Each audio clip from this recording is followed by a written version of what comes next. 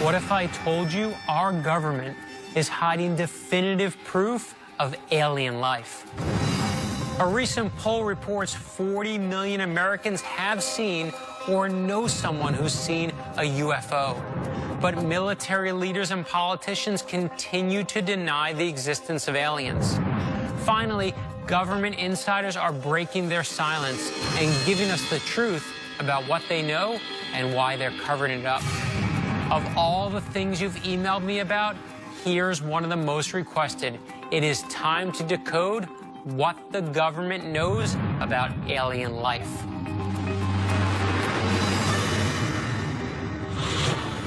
I'm Brad Meltzer. I've spent my life collecting stories, signs, symbols, and codes hidden in plain sight. Some have become the basis for my novels, but I've only scratched the surface, and now history's given me the resources to investigate the rest. This is Decoded.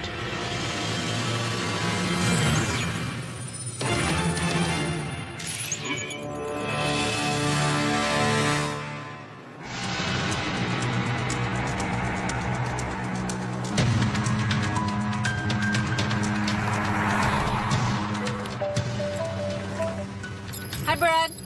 Hey, Brad. You knew this was coming. Who's ready to have a close encounter of the third kind? No way. As in aliens? Okay, I can hear you guys rolling your eyes from here. A little. That's Actually, mostly me. Well, let me tell you, there are a lot of very reputable, very intelligent people who would disagree with you guys. really? Like, who? President Ronald Reagan, Serious? Yes. President Jimmy Carter, What? Prime Minister Mikhail Gorbachev. These are heads of state, and they might have had evidence. That's weird. I'm telling you, people really believe in this stuff. And the first place I think you should check out is the site of the most famous American UFO incident, Roswell, New Mexico. You may think you've heard this all before, but there's more. Here's what most people know about Roswell, New Mexico. In July of 1947, a public information officer issued a press release saying they recovered a flying disc. The very next day, the military retracted that statement and said it was a radar tracking balloon, not a flying saucer. But what most people don't know is that in June of 1947, a pilot named Kenneth Arnold, flying in Washington State, reported seeing something eerily similar. He described glowing objects in a V formation at a speed of 1,700 miles per hour and said they flew like a saucer if you skip it across the water. Arnold was the first person to report a flying saucer, and he did it just 2 weeks before Roswell.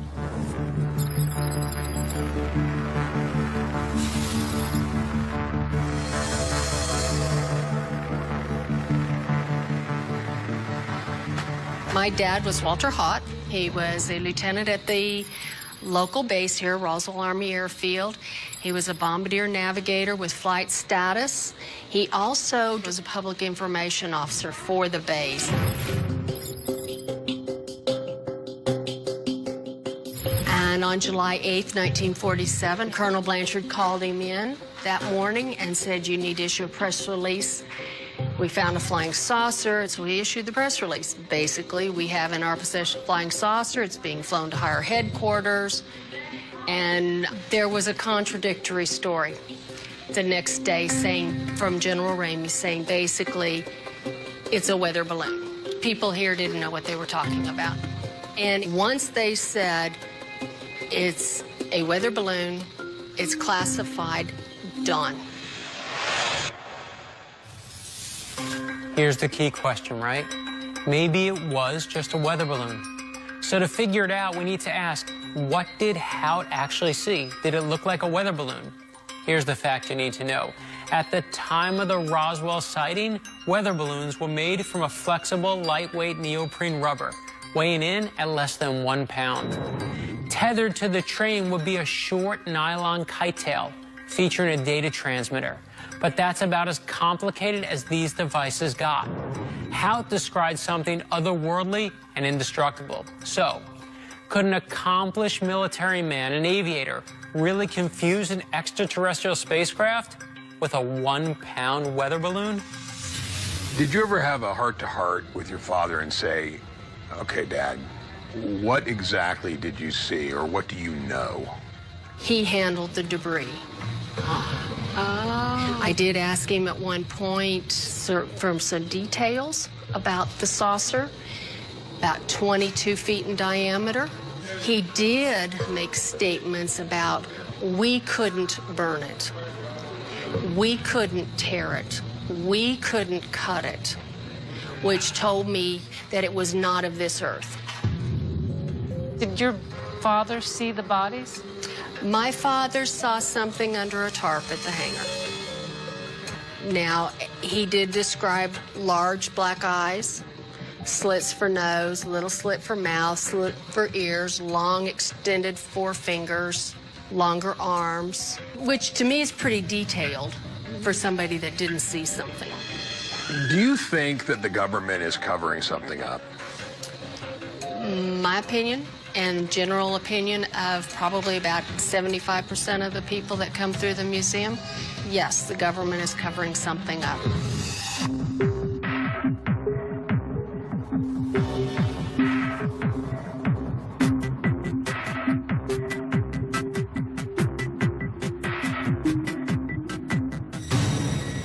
You have to understand who was stationed here. It was the 509th Bomb Wing who dropped the atomic bombs in Hiroshima and Nagasaki at the end of the Second World War. These were not typical GIs. These were the best we had, Right. the best pilots, the best navigators. And to say that they could handle and deliver the atomic bomb but too dumb to know the difference between a weather balloon and a flying saucer is not something I can buy into. The building behind us is Hangar 84 in 1947. The debris that was brought from the ranch 60 miles northwest of here was brought to the hangar and stored here for a short period of time. And we also have witnesses who claim to have seen bodies inside the hangar.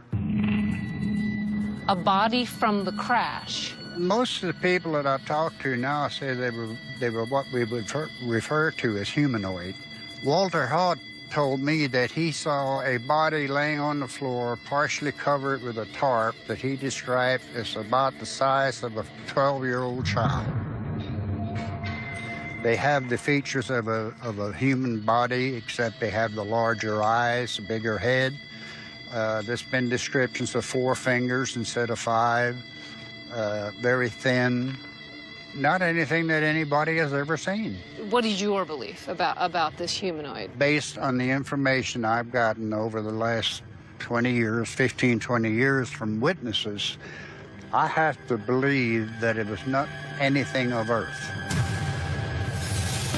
It's easy to think these reports are influenced by popular images and movies of the time, because the big eyes and the oval head and the gray skin sound like every alien you've ever seen in any bad science fiction movie, right?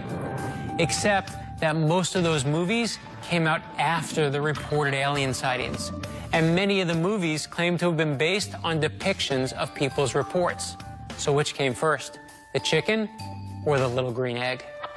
Whatever happened to the debris that they found? The debris, as far as we know, was shipped to Dayton, Ohio, to Wright-Patterson Air Force Base. And today it's probably at Area 51 because of better security. So you're saying that there is still debris, potentially, at Area 51 from this craft that landed near here?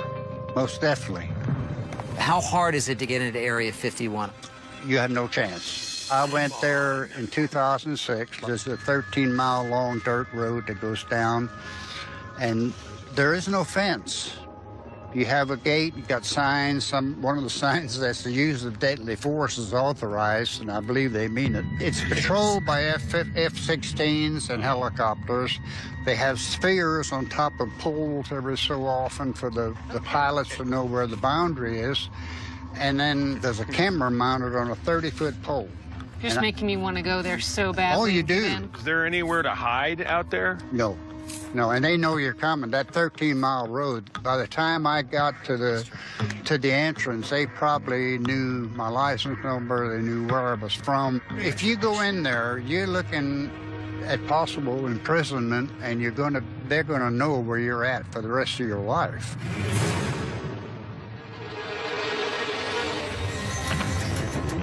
I think something was covered up, but what I can't get to is where is the first point where the covering begins?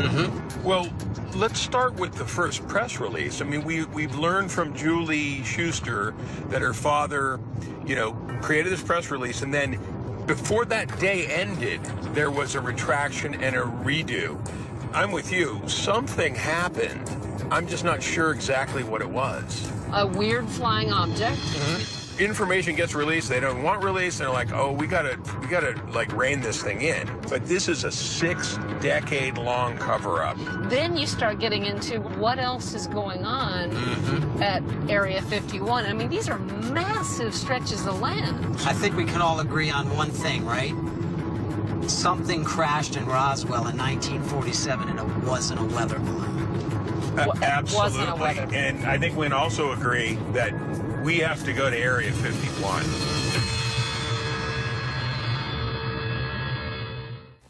Our investigation into the government's alleged cover-up of alien life points us right to only one place, Area 51.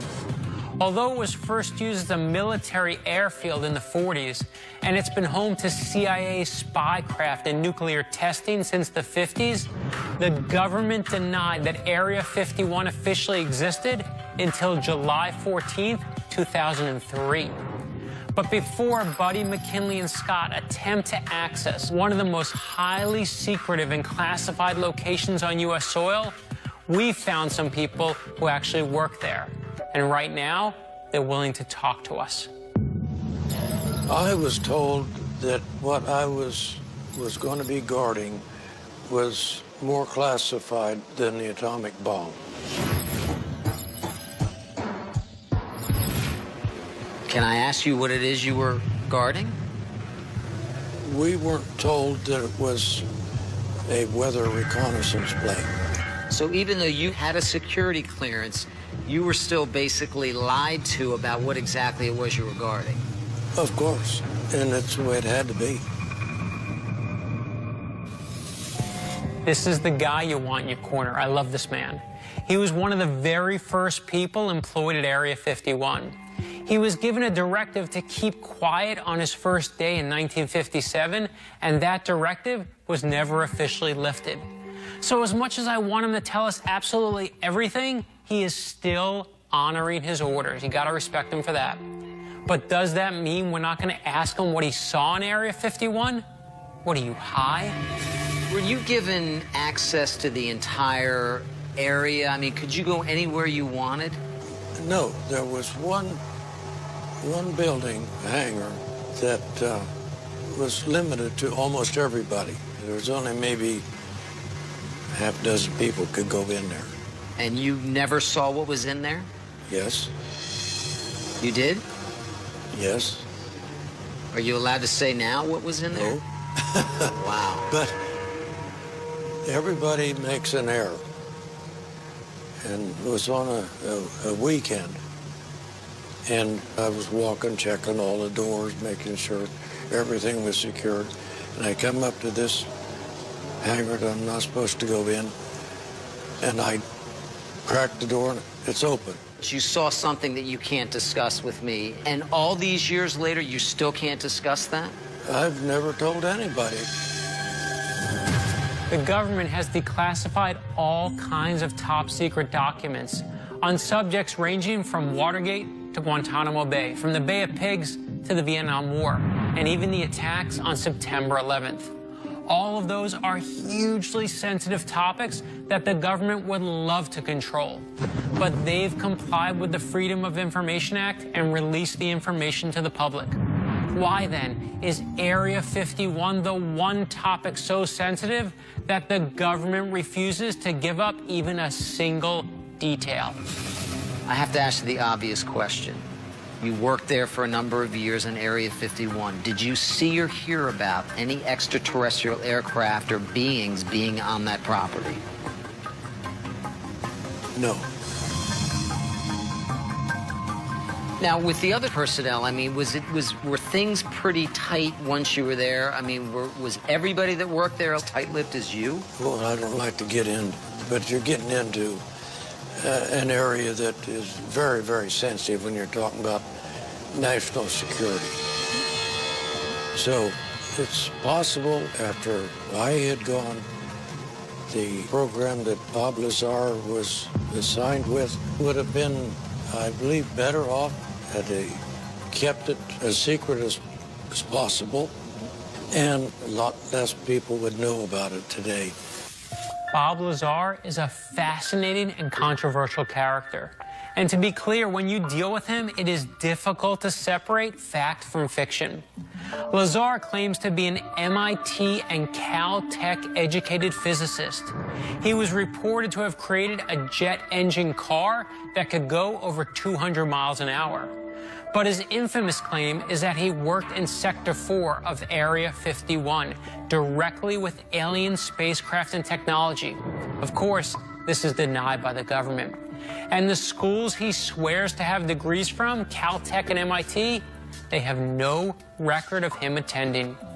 In his defense, Lazar says that the government disposed of all his records after he told the media in specific detail about the 9 flying disc flights at Area 51.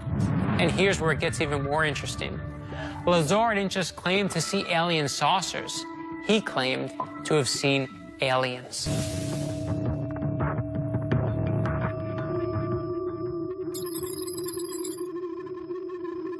We've been looking into Area 51, and this name, Bob Lazar, keeps coming up.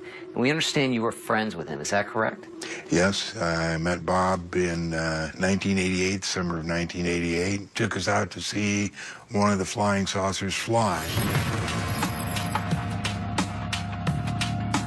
As a matter of fact, made a little chart here. Right that little spot there was where we parked the motorhome. I set up my telescope, my Celestron telescope. We were approximately in this position, and we looked over the mountains and saw this saucer come up and went to the left, to the right. And this happens every day. John Lear is a humble and unassuming guy. So let me do a little bragging for him. He's quite simply one of the most accomplished pilots in United States history. He's flown 150 types of aircraft. He's the only pilot ever to earn every airman certificate issued by the FAA. He held 18 world speed records, and he flew missions for the CIA. By the way, his dad, Bill Lear, he invented something called the Lear jet. So when it comes to air travel, there are few people on Earth with more knowledge or experience than John Lear. Let's say for a minute that there are flying saucers and there are aliens up there in Area 51. What are they doing with them? The aliens give us technology, and we use that technology. Are we reverse engineering their craft so we can figure out how to make them? That's right. We tried to reverse engineer it, but, you know, it's millions of years ahead of us. So do you think your dad's company was involved in some of the reverse engineering from the alien craft? Absolutely, positively. As a matter of fact, the first company he had was Motorola, and then my dad formed his own company, became Lear Incorporated. He was very involved in all of this that was going on and went on to different projects. Okay, time out. If what John Lear says is true, then we have an answer.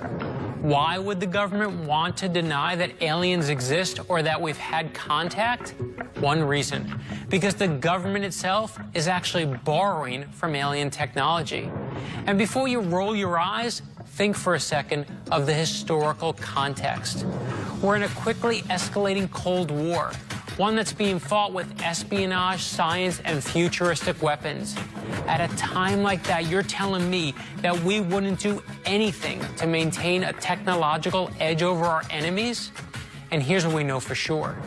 In July 1947, something lands in Roswell, New Mexico, and is quickly whisked away by the military. Just 3 months later, Chuck Yeager achieves something that scientists previously believed impossible. He breaks the sound barrier. That's about 771 miles an hour. Now, John Lear is claiming that his dad had contact with aliens and created his first mobile phone in the 1940s. This was before color television, wheels on suitcases, and in an age when doctors still believed that cigarettes were good for you. By 1969, Motorola made a giant leap forward, as in one small step for man, one giant leap for mankind. Neil Armstrong phoned home using a Motorola, which just happened to work in space. Can you hear me now? John, a lot of people that we've talked to that have this security clearance up there have taken it very seriously, and they will not tell us things they've seen. Why did Bob Lazar breach that, so to speak? Because he felt that the public needed to know what was going on, how there could be something so big that affects all of us be kept secret. Ready for one more fascinating footnote? You know what happened to Bob Lazar after his so-called encounters with aliens? He started a company called United Nuclear. They're an amateur scientific supply company that sells items such as radioactive ore, supermagnets, and aerogel, the lightest and lowest density solid ever known to man.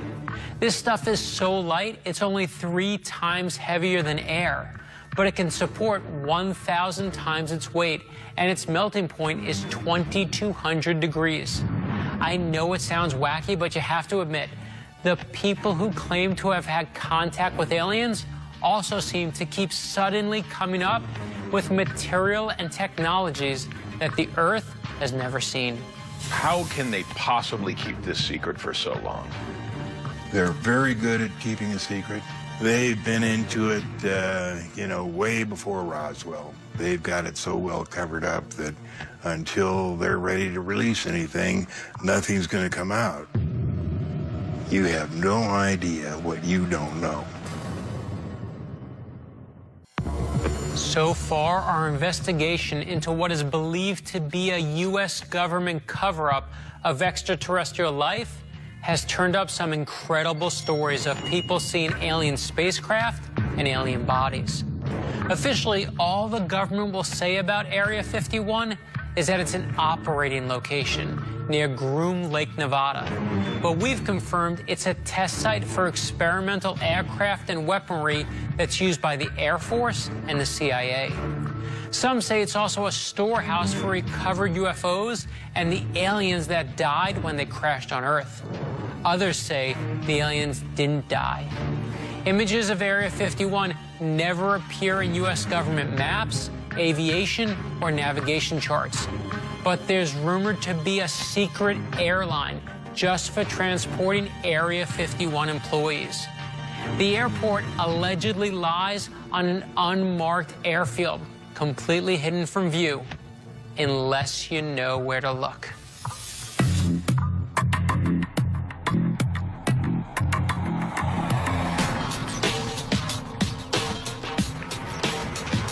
We think that these are the planes that take people to Area 51. These airliners? Exactly, and it's called Janet Airlines, which is pretty amusing. And we're talking about, hundreds of employees.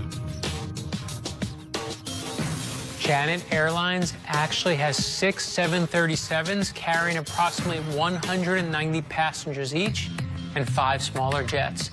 That's a fleet capable of transporting 1,200 people a day to a place that does not exist. No one knows why the name Janet was chosen, but some say it stands for Joint Air Network for Employee Transportation, while others claim just another non-existent terminal. I don't think we're going to get on one of these Janet airplanes, but we got to go there. I'll go. Okay. Hey, Brad. It sounds noisy where you guys are. Well, we're at an airfield, actually, and we're looking at the planes that bring people to Area 51, the area that doesn't officially exist. We need to book you guys 3 tickets. Yeah, I think that we're not going to be able to do that, so we're thinking of just driving to Area 51. What do you think of that idea? I love it. That's what we're here to do. We hope we don't end up saying it seemed like a good idea at the time. Do be careful, because remember, this is a place that doesn't exist. So if anything's going to happen to you, it'll be like it never happened. Okay, he's messing with us again. Not really. I hope so. To get to Area 51, you travel a road officially known as Route 375, but known to everyone else as the Extraterrestrial Highway. Area 51 shares a border with the Yucca Flat region of the Nevada test site, where more than 700 nuclear tests occurred. And if you didn't think the neighbors could get worse, Yucca Mountain Nuclear Waste Repository is 44 miles to the southwest. At the center of Area 51 is Groom Lake, a salt flat about 3 miles in diameter. On its south side is a series of landing strips, a dormitory, firehouse, and even baseball fields and tennis courts. Area 51 has more hangars than a typical military base, presumably to provide more cover and secrecy from the air.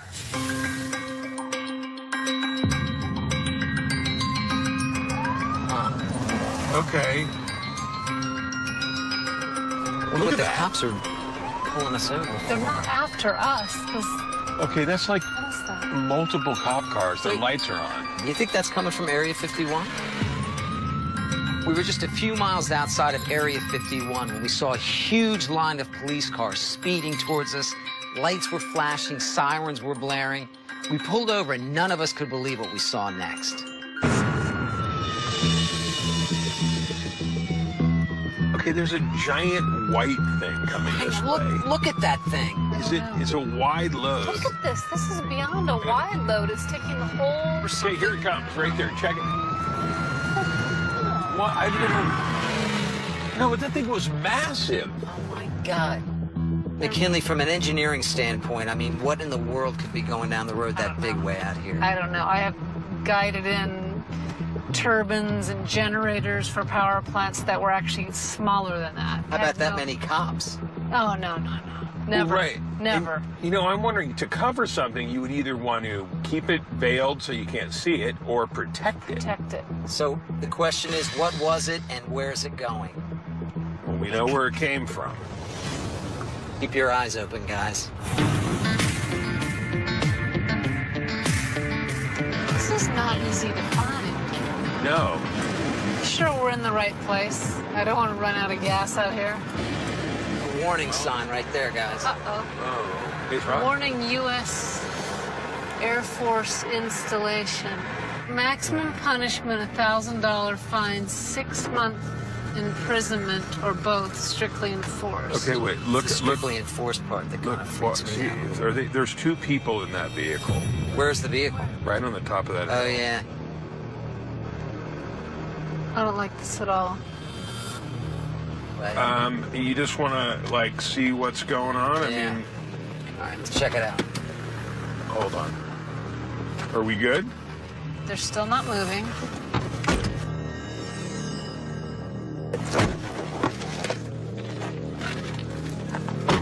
Unlawful entrance area without permission of the installation commander. Anybody have permission of the installation commander?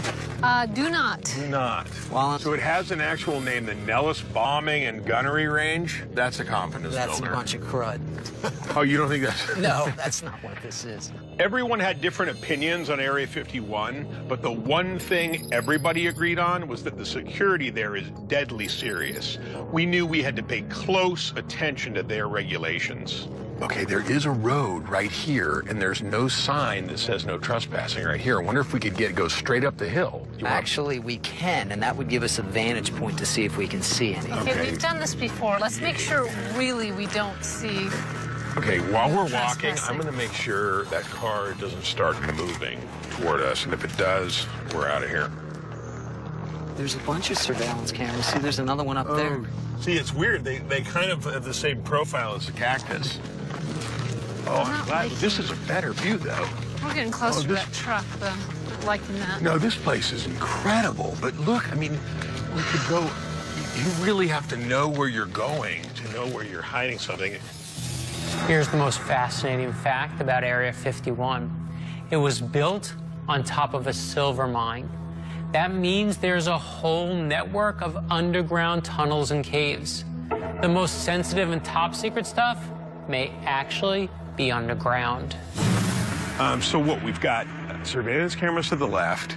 We have a truck on the hillside in front of us with 2 men in it, and we have some kind of information installment on top of the highest mountain in the area. But just because this is a good hiding point doesn't mean there are alien spacecraft and bodies. They could be hiding anything. Okay, that truck is moving. They're coming this way, guys. Okay. You want to start moving down the hill, guys? Yes. Okay. Yes. Let's start heading to the car. Let's kind of go quickly. I don't like this at all. He's staring at us. Let's go. Let's go faster. Get the Lincoln fired up.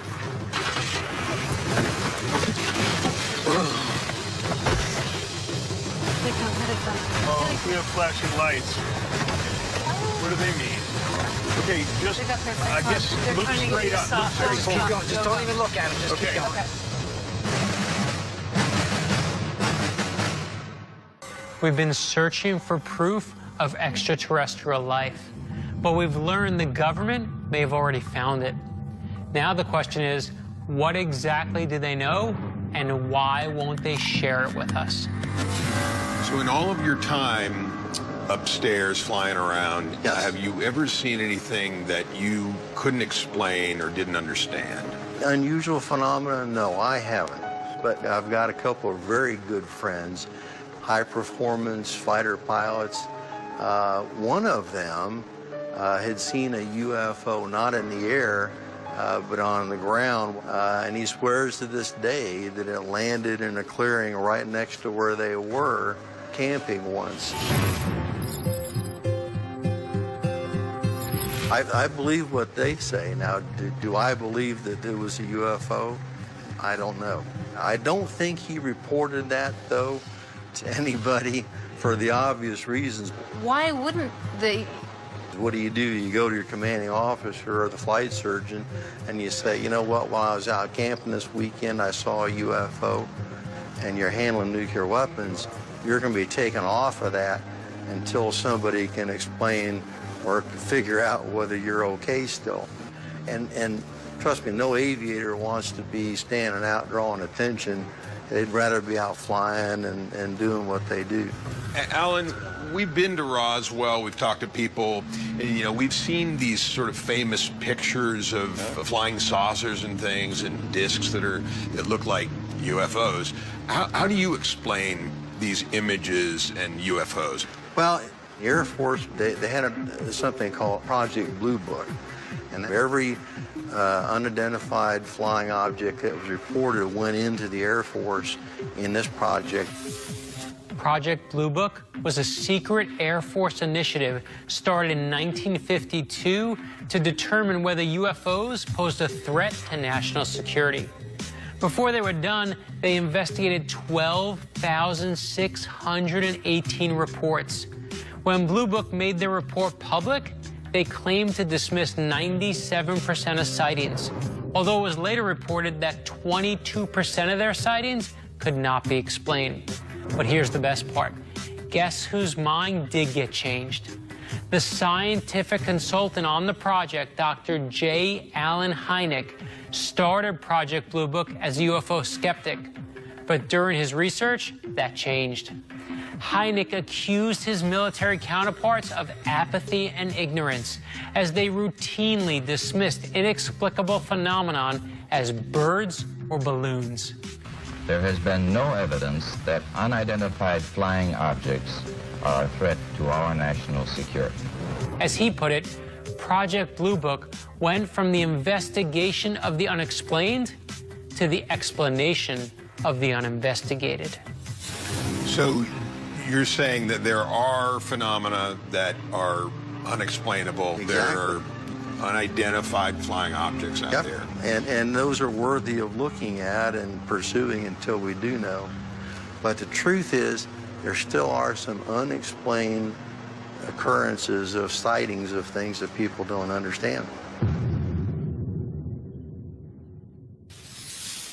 So the government claims no proof of life in their records, but those, of course, are just the records they tell us about. Buddy, McKinley, and Scott are talking to a high-ranking government official who's decided to take a risk, defy an order, and tell his story. I'd like to know what your position was and what you were doing at the time that you got this information. Well, I was the branch manager at the FAA Tech Center in Atlantic City. We watched the plane come down, the 747 comes down, and then when he first comes on the frequency, he says, "Do you have any traffic for me?" And my controller, he's looking at the scope saying, "I got no traffic up here." So he says, "Negative." And he says, "Well," he says, "I got something out here at 11, 12 o'clock. I got white and yellow strobe lights, this kind of stuff." He's looking at this thinking, there's no airplane that big. It's like 4 times the size of an aircraft carrier. He's flying a 747 that has an elevator in it. They have floors. It's like a 2-story building flying in the air. And he's looking at something that is a massive, massive target out there. And he's assuming it's an airplane. John, did any passengers see this thing? All the crew said the same thing. So not just one guy, it's corroborated by other crew members on the aircraft. They drew the same pictures and everything, yeah. John Callahan was the guy the FAA called when something strange happened in the sky. But no one ever saw anything as strange as this. According to Callahan's story, a 747 was approached by an unidentified aircraft that was so big, the radar picked it up as a weather front. He described the craft as spherical and glowing, but the most astounding thing was the way it moved. The UFO zipped around so quickly that it appeared miles in front of the craft one moment and miles behind it the next. The incident so concerned Callahan's superiors that they immediately alerted the White House and summoned President Reagan's special investigative team. President Reagan, by the way, personally claimed to see a UFO from an airplane over Bakersfield in 1974, long before he was president. Reagan said it was a bright white light, and according to the Gipper, we followed it to Bakersfield, and all of a sudden, to our utter amazement, it went straight up into the heavens. Well, when I came back to headquarters after we seen all this, the Admiral heard I was in the building, calls down and says, I want you to give me a 5-minute thing on what we found out. I go up in his office, I give him 5 minutes. Then he says to one of the aides, cancel the rest of my meetings for tonight and we'll reschedule them next week. Then he says to us, he says, I'm going to go see Reagan. And we're going to hand this off to the Reagan Scientific Study Team. Then it comes the 3 guys, scientific study team. They look like the Einsteins. They got the long hair, gray hair, wasn't combed. They had nice suits on, but they looked like weirdos. And they had 3 guys with them from the CIA. Then one of the scientists comes out. He says, this event never happened. And we were never here. We're confiscating all this data, and you're all sworn to secrecy. So I said to him, what do you think it was? He says, oh, it's a UFO. And this is the first time they ever had more than a few minutes of radar data to look at. He says, look at them over there. They're just drooling, waiting to get their hands on all this data. So the lesson is to stop calling Washington. Right. Stop calling Washington when these things happen. There's nobody else to call. Even if you call the newspapers, a lot of the newspapers think you're a crook anyway because they've been brainwashed that if UFOs existed, the government would know and the government would tell you. They know what's good for you, and they know what you should be thinking. Terrestrial life has led Buddy, Mac, and Scott just about everywhere. But before they can reach their conclusions, they're now speaking to a man who spent much of his life in the one place we couldn't go. You mentioned having been in space 6 times. Are the experiences different each time? They're richer because you know what to look for. So when you were out there, did you see any other beings out there? Nope. I wanted to. You wanted to? I wish, oh yeah. But you think there's other life out there, but you just don't have evidence of them visiting our planet yet. Every time you take a timed exposure with a Hubble, it's 2,000 galaxies times 100 billion stars. That is 2,000 times 100 billion. So within one picture, it's 200 trillion stars you're looking at with one picture of Hubble. And every time you aim it, you have another 100 trillion stars. So you're just saying the probability is? Massive. It's a certainty. A trillion is a million millions. So even if the chances of life existing near a star are only 1 in a trillion, for every picture the Hubble takes, there would still be 200 planets with life on them. So, I mean, what's so interesting about Earth is the atmospheric pressure, the amount of water, how close it is to the sun. I mean, all the dials are set perfectly for life. You believe that those dials are set perfectly somewhere else That's within? a nice way to put it. Yes, but when you have in one Hubble picture 100 trillion stars, not many dials have to be correct, and you still have a trillion planets with life on them. But that stuff out there it's massively advanced in the evolutionary string. The stuff because the other life? Yeah, the life out there. But it also has had a chance to do 1 billion years of technology. Really? They've been around for 12 billion years. The Hubble constant pretty much defined the age. Mm-hmm. You think there's something beyond just, you know, a certain bacteria and a certain volcanic ash? They're doing interstellar travel. You think so? Of course. If you have an advanced evolutionary string, which has been developing technology for 1 billion years, star travel is happening. So if you think in 200 years we got from maybe a drill press operated by an ox to here, to the spacecraft, internet, to iPhone, yeah. Or me, born and raised, when I was a kid, diesel locomotive not here. I was steam locomotive. Steam locomotive to being an astronaut. You're steam thinking, locomotive to space. What could another strain of life have done with 1 billion years? With 1 billion years. Today, there's more computing power in a cell phone than there was in Apollo 11, and that brought man to the moon and back. And these are advancements in technology that every baby boomer can vividly remember changing in their lifetime. So imagine what we'll be able to do in another 10, 100, or 1,000 years. But that's not what the astronaut is talking about. He's talking about 1 billion years from now, when our descendants look back at us and our technology the way we look back at cavemen. Story, if you're 100% certain that there's been other life around for 1 billion years and they are traveling from star to star, why haven't they visited here?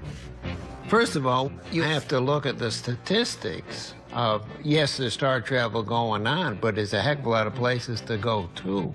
Even though star travel is going on, things are far away. But how sure are you? I'm as sure as I can be, but I don't have the evidence. It's statistical. It's the power of life. So we have 4 million species here. Right. So life did not just create a handful of species. Life has got the muscle and the survivability to survive under a huge number, the dials, and you have massive time. Put those 3 together, it's everywhere. It's somewhere else besides here. Yeah. Buddy, Mac, and Scott have dug deeply into all the best-known alien encounters and found some little-known information. They've talked to credible sources who've told them truly incredible stories. Here's what I know from what we found. I believe that the FAA, CIA, Air Force is not allowing an open, transparent, scientific investigation. I mean, there is no doubt in my mind that they're trying to control information. No. Now, whether they're covering up, proof of alien life, I don't think they have it yet. I don't think they have the knowledge to cover up. I think they're scrambling to figure out what's going on before anybody else, and I think they are scrambling. See, I agree with that to a certain extent, but I think that there has been ample evidence that it is alien life that the government's covering up. I mean, well, first of all, we have a very credible sighting of what can only be described as a spacecraft by a pilot for a Japanese airline. I mean, this guy has nothing to gain and everything to lose by having the sighting. We have credible military sources that tell us that they were told that a flying saucer had crashed in Roswell, and then they were told to change the story. I mean, if they're trying to keep military secrets from us to keep us safe, that's a good thing. But there does seem to me to be credible evidence out there that we found in this investigation. Do I think the government is covering up the existence of alien life? I don't think they are. I think they're covering up the existence of UFOs because UFOs means objects that we don't yet know how to explain. The thing at Roswell, I completely am willing to admit that something landed at Roswell and the government hurried to change the story. One of the things that really started me heading down in this direction for this conclusion was talking to Richard Mingus. He was a guy who was a security guard at Area 51. He had access to every single place on that base you could go except one place. One hangar he was not allowed to go.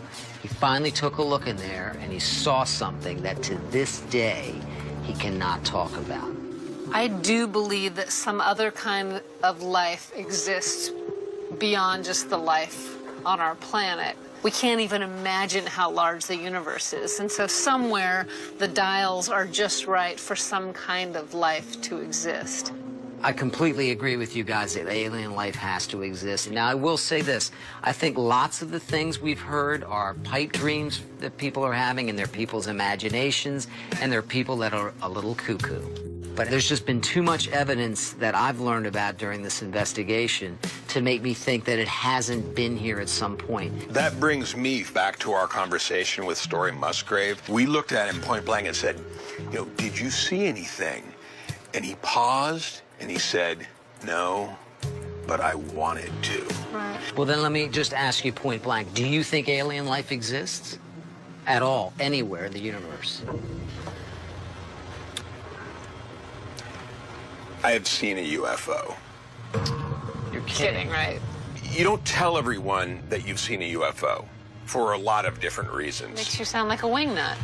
Right. I was a young boy, 8 years old, traveling with my family, and my father looked up in the sky from the car, pulled the car over immediately. There was a giant, glowing, like, oval-shaped orb in the sky. It was illuminated from within. It looked like it had fire around the edges. And we pulled over, numerous cars pulled over, and everyone stopped and got out and pointed to this thing, and no one knew what the hell it was. I gotta be honest, buddy, if you had told me that story before we started this investigation, I would have thought maybe you were a little crazy. But after everything we've learned and everything we've seen and everything people have told us, that's incredible. It was one of the most incredible images that I have from my childhood. I mean, I don't have nightmares about it or anything. I have wonder about it. Was it of another world? I don't know. The majority of stars in our universe are more than 1,000 light years away. So that means it would take an alien 1,000 years just to get here. They can't get here faster because physicists believe that the speed of light is the speed limit of the universe and that it's impossible for anything to move faster. But physicists also believe it was impossible to travel faster than the speed of sound until Chuck Yeager proved them wrong in 1947 when he broke the sound barrier. People thought it physically impossible for a human being to run a mile in under 4 minutes until Roger Bannister did it in 1954. Remember, just because something hasn't happened yet never means it's impossible. I want to believe that we're not the only life out there. Ronald Reagan says he saw a UFO with his own eyes. So did Jimmy Carter. And Stephen Hawking, one of the greatest thinkers of our time, thinks it's a mathematical impossibility to say there is no other life. But listen to what Hawking says, because he also gives us a warning. He said, we only have to look at ourselves to see how intelligent life might develop into something we wouldn't want to meet. He goes on, if aliens ever visit us, I think the outcome will be much as when Christopher Columbus first landed in America, which didn't turn out very well for the Native Americans. So, for as much as I want to believe, we need to always be very careful what we wish for.